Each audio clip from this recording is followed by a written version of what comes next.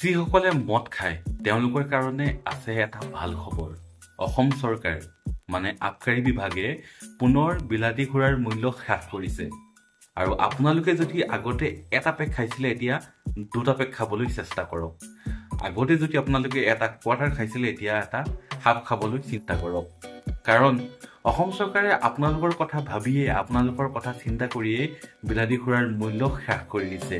গতিকে আপোনালোকে বেছিকে খাবলৈ চিন্তা কৰক। এফালে বিলাতী ঘোঁৰাৰ দাম কমাইছে আৰু আনফালে আলু পিঁয়াজ দালিৰ দাম বঢ়াই দিছে।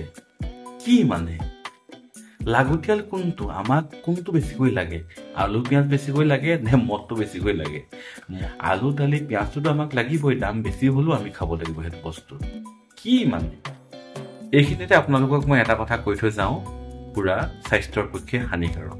আপোনালোকে মদৰ দাম কমাই দিলে বুলিয়ে যে আপোনালোকে বেছিকে খাব তাৰ কোনো কথা নাই। যিসকলে নিয়মীয়াভাৱে খাই থাকে তেওঁলোকে আগতেও যেনেকে খাইছিলে এনেকে ধৰণে খাই থাকক, তাত মোৰ ক'বলগীয়া একো নাই। আৰু মই কাকো মদ খাবৰ কাৰণে উদগনি জগোৱা নাই। ভিডিঅ'টো কেৱল মনোৰঞ্জনৰ কাৰণেহে বনাইছো, গতিকে ইয়াত যাতে কোনেও বেয়া ভাবি নলয়। ঠিক আছে, বাই বাই।